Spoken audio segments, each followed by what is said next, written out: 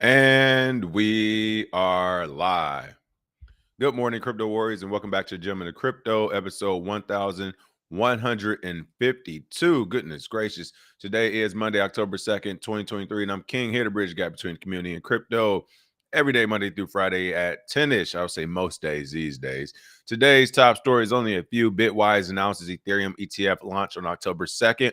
Grayscale submits SEC filing to convert Ethereum Trust to spot ETF. Then Brazil rolls out blockchain-based digital ID. But first and foremost, let's go ahead and take a quick look at these prices over the weekend. And of course, if you were paying attention, you know that Bitcoin is pumping, as they're calling it, October right now. They're saying we may possibly officially be into a nice little bull cycle here with Bitcoin this month. Of course, time will tell. But looking at the actual prices, you know, Bitcoin did get that pump over the weekend for that price point at $28,418, up 4.48%.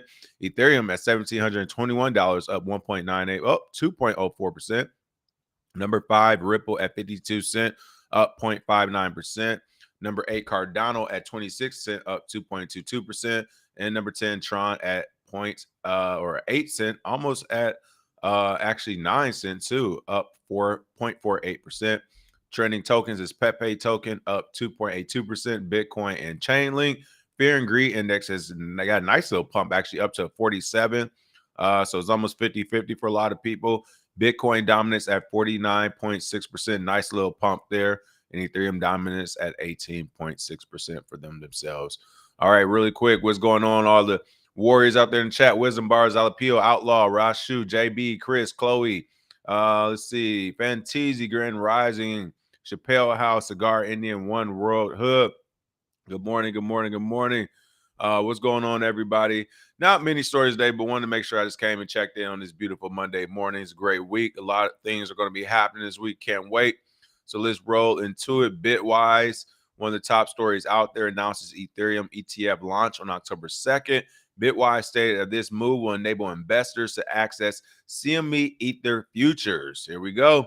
Derivatives on top of derivatives. Bitwise Asset Management has revised its spot Bitcoin exchange traded fund application and confirmed that trading for 2 Ether futures ETFs will commence on October 2nd. Today, excuse me. The firm revealed that trading is scheduled to commence for the Bitwise Ethereum Strategy ETF and the Bitwise Bitcoin and Ether Equal Weight Strategy ETF. Bitwise stated that this move will enable investors to access Chicago Mercantile Exchange Ether futures. The firm's chief investment officer, Matt Hugan, said, quote, Ethereum offers a more extensive portfolio opportunity compared to Bitcoin. Some investors view Ethereum as an alternative, while others perceive it as a conventional growth investment encompassing attributes of both. That's the thing. You always got to mention Bitcoin, don't you? It can't, like, it's literally the Samsung and Apple phone commercials. They're like, we're better than that other guy over there. And it's like, well, why are you mentioning that other guy? Look, regardless of what they say, the bottom line is this. If you really want to have an extensive portfolio opportunity, you buy the underlying asset. You buy Bitcoin or you buy Ethereum, or you go into those ecosystems and you buy things in those ecosystems. You don't buy the paper ETF that's redeemable for cash. You are all on the fiat side of the world. You're not really doing anything crypto as much as you are speculating on the price of it and essentially getting paid out for it. So it's almost like if you were to walk in the casino, and the casino was like, what's the price of Bitcoin and Ethereum is going to be tonight, fellas, ladies and gentlemen? And everybody put their guesses in. It's like whoever got the closest got paid out in cash. Like, that's the same thing with these future ETFs.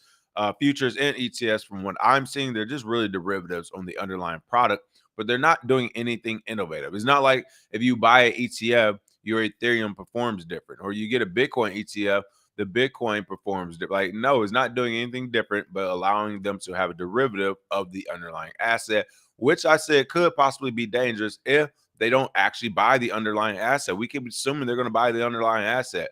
Well, right now, if they're launching this Ether ETF today, and I'm not sure how much Ethereum they have, but if they don't have enough for the masses and they're selling it anyway, then that kind of shows me that they're not planning on buying a bunch of Ethereum as much as they are essentially just creating derivatives out of it and selling those and never needing, I guess, to settle in the actual Ethereum itself. So again, Cointelegraph did recently report that an asset management company, Invesco, is also exploring the possibility of introducing the Ethereum ETF from their point of view. Of course, we've already talked about all the spot Bitcoin ETFs that are standing by waiting. So I think this is what's going to start influencing some of these companies to say, hey, we'll forget Bitcoin from now and we'll go after the Ethereum ETF. So again, this is happening. Right now, it looks like there are 9 Ethereum future ETFs slated to receive expedited approval from the SEC for their launch on Monday, October 2nd. So there may be other ETFs popping up today and tomorrow as well. And if not by today or tomorrow, I'm assuming by next week, it'll be something that'll be quite common along these institutions. Why? Because one, do it, they are going to do it to keep up with competition. So I can see many of these firms actually saying, hey, we're going to start adopting Ethereum ETFs too. I mean, it won't be long before banks do it, right? And I think them having Ethereum ETFs showing the world how safe and secure and blah, blah, blah, and all the other buzzwords and narrative will be beholden to. Once they show you that the Ethereum ETF is safe, I think that's how they'll get more people over to the Bitcoin ETF. So this is one of their plays. They're like, hey, we'll just do this for now. Eventually, we'll get the actual Bitcoin ETF that we want because that's the big dollars. But until then, they'll take the Ethereum one as well. So on the piggyback of that, Grayscale is actually in the mix as well. They submitted an SEC filing to convert Ethereum Trust to spot ETF. That's pretty interesting right now. Crypto asset manager Grayscale has filed an application with the U.S. SEC to convert its Ethereum Trust to a spot Ethereum ETF. Following the approval of the first Ether Futures Exchange Traded Fund ETF, Grayscale Investments is looking to convert its Grayscale Ethereum Trust to a spot Ether exchange traded fund. The New York Stock Exchange ARCA filed for the conversion with the U.S. SEC on October 2nd. Grayscale's existing trust invested in Ether futures contracts as an indirect means of exposure to Ethereum, but a spot ETF will invest in the underlying asset itself. So they say, again, this is pretty interesting to me too. Like, I'm sure Grayscale, like many other projects, probably heard over the weekend this thing was being launched today. They woke up ready for war and they're like, hey, we want in as well, especially since we already have a trust. It makes sense for them to say, we can switch this trust over to a spot ETF. For someone along the likes of Grayscale, they won't have to do this entire Ethereum buying to back their actual ETF. So I think this would be good for them because they could overnight say, hey, we have an Ethereum ETF, use the trust to back that ETF, and then just start selling ETFs wildly. And I'm honestly fractionalizing them, right? If it's say, for example, the Ethereum trust off the top of my head, I'm just using basic numbers, right? Let's just say, for example, they only had 1,000 Ethereum worth whatever. And I know it's worth way more than this, but to keep it easy, we'll just say it's 1,000 Ethereum worth $100,000 that they have. Well, then they could say, well, fine, we have 1,000 Ethereum worth $100,000. Initially, they'll probably say, we'll do 1,000 Ethereum ETFs, one for one.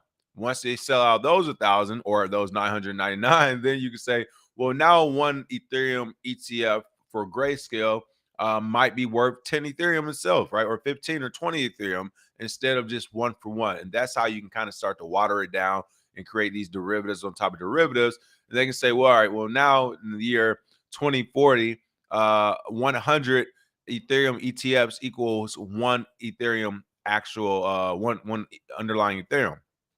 If they were to do it like that, they still could back it.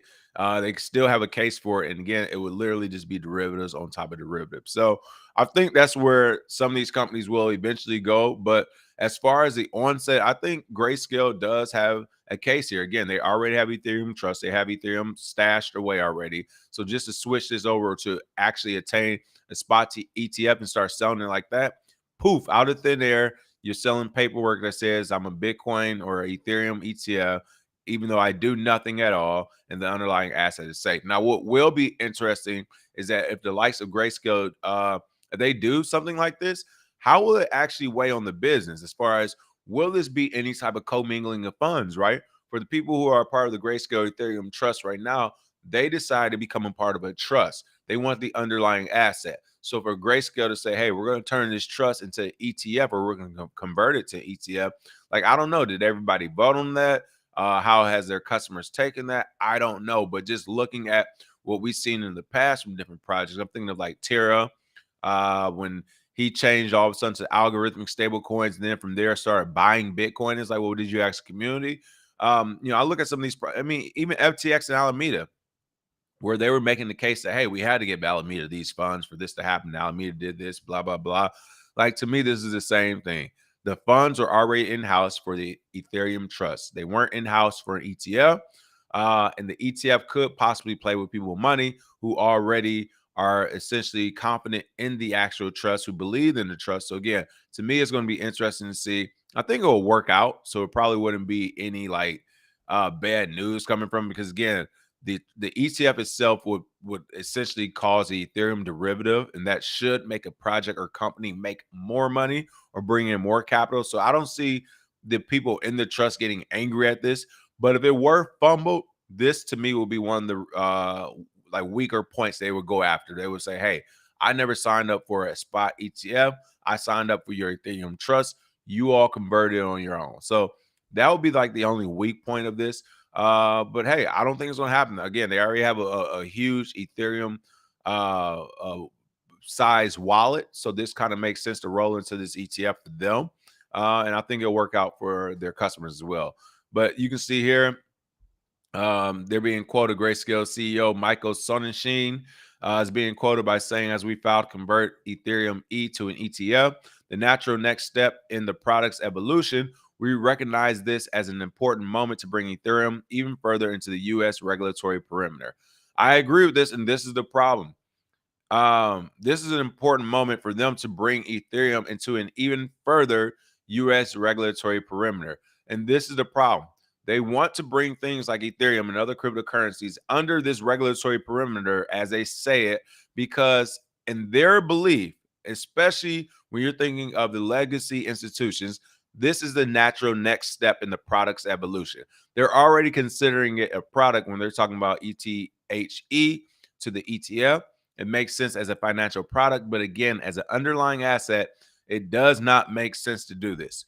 But again, if you're thinking about traditional legacy banking, then yes, this is the natural next step. The natural next step in any product from a banking structural standpoint is to make derivatives on it, right? Like that is a natural next step in any product. You have one here, you create 10 on thin air, you create 1,000,000 out thin air from that, and you become rich. So that's the natural next step in any product's evolution to me when it goes through the legacy channels of banking and infrastructure on that side of the house. So again, this is the issue. They're pushing for this. They're pushing for the more regulatory perimeter, as they call it. And these will be the same people crying when the government says, fine, we're going to give you this regulatory cloak that you want. We're going to reel you in. And then overnight, when the US or the SEC makes some type of drastic decision that will affect and harm the likes of Grayscale and others like it, they'll be wanting to go back to court saying, we don't get it, this isn't fair, blah, blah, blah. But it's like, if I were the SEC, I'd be like, no, you remember you guys said you were looking for this regulatory perimeter. We're giving it to you. So again, this is the problem. And as I said many times, it's usually the professionals or the bigger companies doing this and calling for this when it's going to destroy the overall market as a whole. I think is literally just going to help a few smaller people. So we'll see what happens. It is going to happen. Ethereum ETFs are more likely going to come. They're already corporate as I don't know what. But again, to me, the big thing will be seeing how the price reacts to it, if the actual underlying asset will even be bought, or if the government is just going to kind of be stuck on derivatives on derivatives on derivatives. We'll see what happens with that. Let me look at the comments, see you all's thoughts on this before we head over to this last story. Chris Minka said it ain't crypto solutions, but it's fiat gains, and that's what non-Bitcoiners want. Exactly. So that's my thing. This is all about the fiat market right here. It has nothing to do with crypto. I mean, honestly, yeah, just in general. Chris is also saying Ethereum and Ethereum ETF will solve their unsolved gas fee problem. I believe it too, if those projects, again, if those institutions are buying the underlying asset. If they're not buying the underlying asset, will that solve the gas problem? But you're right. That's definitely going to put the gas problem on spotlight. Like, it's going to make it very noticeable for the rest of the world to see. Reggie Middleton, what's going on? Shout out to Reggie Middleton. He's in the chat today. What's up, Reggie? Hope all is well on your side of the house and you're doing great crypto things. I'm sure you are already. Power 9 said ETFs are the way for Fidelity and eToro types to make that bank. Exactly. That is very true. All right, last but not least, this was a really cool story, I thought. One to end today on the Good News Day again. Not many stories out there, all good though. We'll take what we can get. Brazil, this is Brazil. And my best Fast and Furious impression. Brazil rolls out blockchain-based digital ID.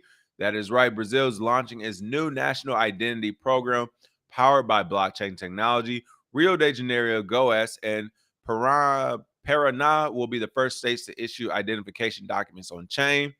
Over 214 million Brazilians will soon be using blockchain technology for digital identity, the government recently announced. Rio de Janeiro, Goiás, and Paraná will be the first states to issue identification documents on chain through a private blockchain developed by Serpro, Brazil's national data processing service. The entire country should be able to issue identity documents through blockchain technology by November 6th. Reads the decree on September 25th. Now, a couple of things. I know some of you are going to be like, what? I will say, I do think this is the future, and I'm with it. And here's why. For me, the good will outweigh the bad. So a couple things. I think we do need this around the planet. However, I think it needs to be public. It shouldn't be a private one, or I would say semi-public, because you don't want any other crazy person to just be able to look at your information. But I think the Bitcoin blockchain, something like that will work.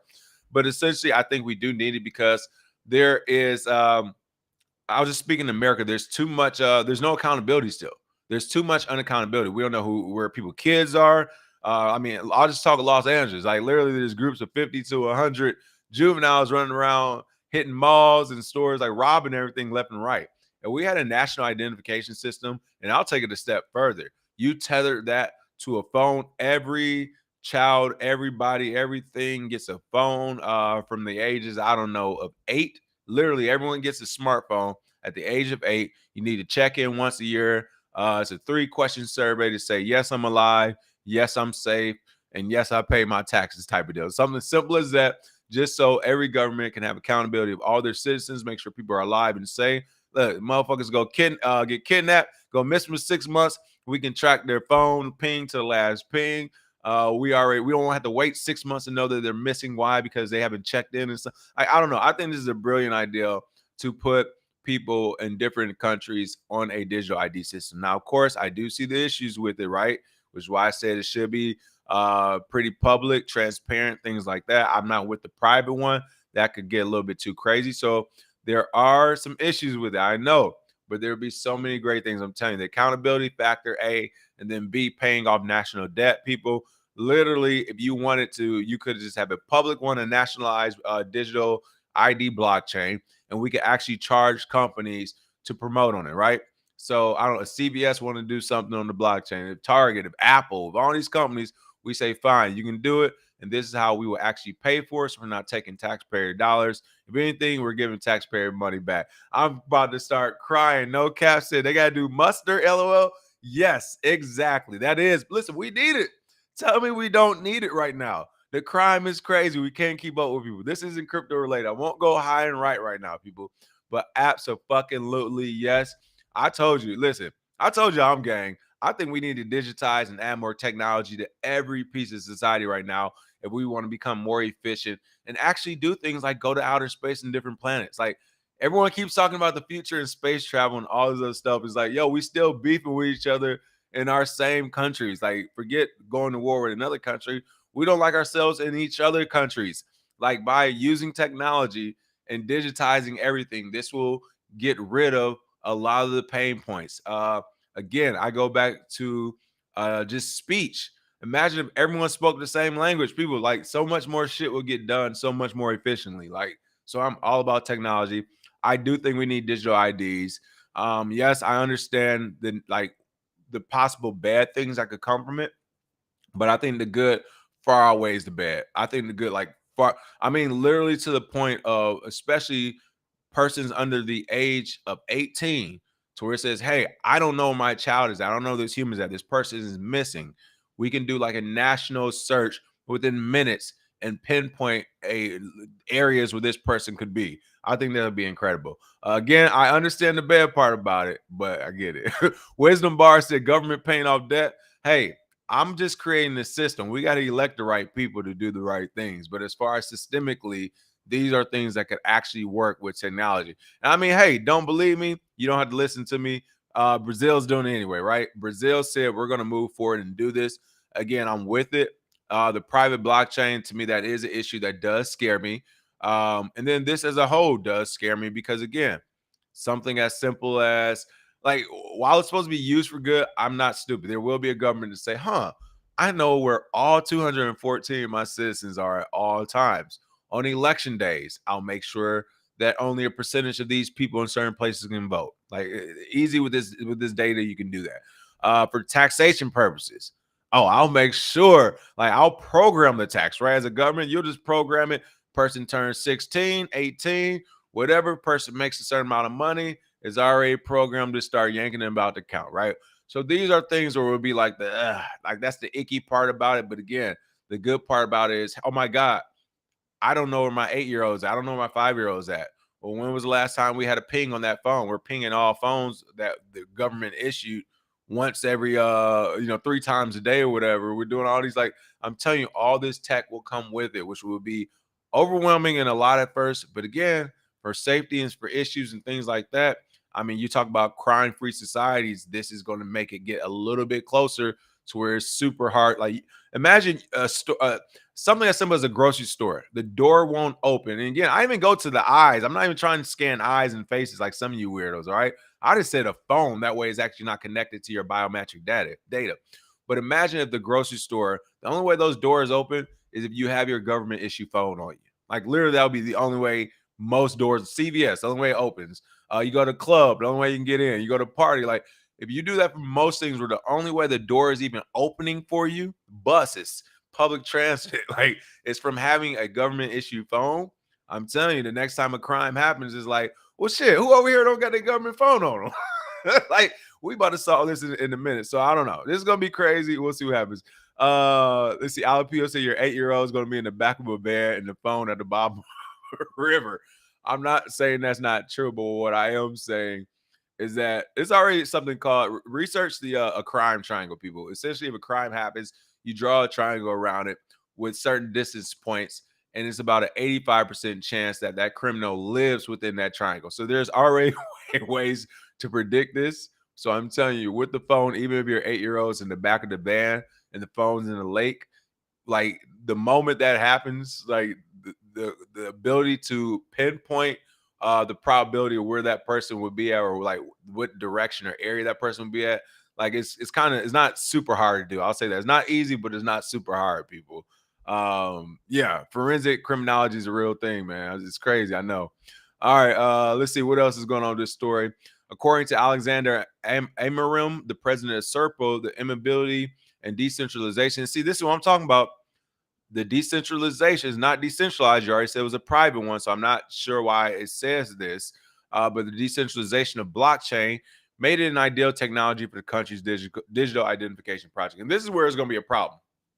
You have the people at the top of the system, the mayors, governors, presidents, whoever, who are going to be using this, who don't know about the technology or don't know what they're talking about. This guy's like, yeah, we're going to use it because of the decentralization. Well, you're either incompetent or you're in on it. You're incompetent because you don't know that it's not decentralized, and that that's going to be an issue because you're not going to actually know how to protect that blockchain, or you're in on it. You know it's not decentralized, and you're just saying that to get more people on board so you can do something nefarious that you plan to do anyway. So that's the issue right there. These are the biggest issues, not the system, it's the people working it. And again, if you're going to be using the word decentralized after you just literally said it's a private blockchain, then that tells me you don't know what you're doing, and this thing is probably going to get hacked, and everybody's personal information is going to be in your country. Your entire country is going to get hacked in one swoop, it looks like here. He's being quoted as saying, though, blockchain technology plays a critical role in protecting personal data and preventing fraud, offering a more secure digital experience for Brazilian citizens. Utilizing Cadastro's blockchain platform, significantly enhances the security and reliability of the National Identity Card Project. Again, just from reading this, we just got, we just painted the perfect scenario of what could happen with technology and digitization. Now let me paint the other side of it. I think this may end badly in the short term. Who's tested this blockchain? Who's used it? Is it ready for volume and scale at a size of 214 million residents? Like, has it been penetrated? Like the penetration testing. What type have you done? How many have you done? By who and whom? I haven't read about this. Like, so many questions, but no, I don't think this is going to go over for them well. Maybe initially, right, as they get signups, but the minute it gets rolling, oh, be ready for the hack. And the real question will be, did a hacker do it or did a politician regulator do it? Like, that's going to be the real question once it actually gets rolling. Yeah, price cops are vulnerable to cyber attacks. Yep, we're looking. We are looking. Power of 9, I'm with you on this. Public and private IDs. Yeah, I agree with that. I agree with that. If we were to do a government one, and that's what I mean. Let's say for the government one, again, this is just me spitballing. But yeah, the phone and all that ideal and stuff, you only use it for government buildings or government services. Again, the point is just accountability to make sure a person is alive and well, and we don't have to do. I don't think the census work. Hey, listen, I know some people in places that are not filling out census. All right, there's no way in hell, no way, no how the census work. We need something better. Let's see. What else do we have going on? Oh, true. Jake Fever said they killed Pop Smoke off a live post. Hey, look, if you're gonna be talking about gangs and rapping about gangs, they probably gonna kill you anyway. All right, like I hear what you're saying, but I don't know. Oh, Black Bitcoin Key said can't rock with none of what you're saying. Hey, I understand, I feel it, but I don't know. Like I said, it looks like we're already heading that direction. We'll see. Tracking tech, he said that's a slippery slope, way too steep. I understand. I definitely understand. It can go either way. All right, let's see what else we have. Last but not least, when it comes to this story with Brazil. Again, I can't wait to see how this is going to work, people. Per the local government, the National ID Project is crucial in targeting organized crime. See, and this is, again, I wouldn't use it for that. Wouldn't be the selling point, more or less, is the protection point, because to me, that scares me away more than anything. But they are using that as a selling point, targeting organized crime, allowing government sectors to work together, offering a simpler way to access services, and streamlining administrative records. To me, this is the big thing. Streamlining administrative records, government sectors to work together. Like, I mean, just when it comes to, I don't know. To me, it's crazy that every time I go to a new doctor or dentist, everybody wants to do records. They keep the records, they sell your records, blah, blah, blah. I'd rather just be like on one thing that I can decide who I give access to. And I think you could actually work that into this actual program. So, I mean, that's a long way away, but that'll be something pretty cool to see. The city of Buenos Aires, Argentina, recently disclosed a similar initiative allowing residents to access identity documents via a digital wallet. So again, Brazil is going to be working toward this. I'll continue to keep a lookout on it. I can't wait to see what happens with it. And we'll be able to see right now. We'll be able to see, does this work or does it not work? I don't know. Bottom line is, listen, we all think we're way more important than what we are. People, like, if your stuff was on a national digital network, like 99.9% of us wouldn't know or be affected by it. Like, the overwhelming majority would not know or be affected. The only people who would really know and be affected by this, I think, would be criminals for sure. Criminals would definitely get hit with it. And people who make a lot of money. It'll be the same game, people. It's going to be the same game. You're a normal human who isn't doing anything exceptional or have a large dollar amount next to your name. No one really cares about you. It's going to be like a next. The only time you might actually be affected is if someone actually took over the network and we're just had, like, you know what, I'm going to get $5,000 out of every network name on here. I don't care. Like, that's the only way. By and large, they don't care about the average person. They're going to be going after whales. Oh, this person has a few million to this name. This person have a few billion to this name. This company here, this company there. And they'll be going after the criminals. They will not be going after put it like this. I won't do it. Listen, you know if nobody's going after you yet, no one's going after you when you get a digital ID. All right, let's just say that. So I don't know. I think for the masses, we probably overreact. It's fine. I mean, even right now with what you call it, the Patriot Act did the same thing essentially. You know, like how many people were affected by the Patriot Act? Technically, we all were when it came to our internet and our text messages and phone calls being listened in on. But realistically, it's like, yo, we're talking about diehard terrorists and criminals, and very rich people, like super wealthy people are the ones being affected, not the average person. I don't know. Hey, listen, Black Bitcoin Key, feel free to call in Friday. I would love to have the conversation. I don't know. Like I said, rich people and criminals, the average person, I'm not seeing it. Right now, the average person isn't being affected. But feel free to call in Friday. I would love to have the conversation. And yes, other than that, that is the show for the day. Make sure you all smash that like and share. I'm trying to see, do we have anything else? All right. I don't think there's that too much more stuff, some more comments. Digital ID, folks, is on our doorstep, whether we like it or not.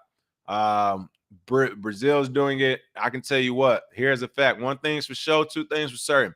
If Brazil can show the world that their government made money off it, oh man, governments are going to follow.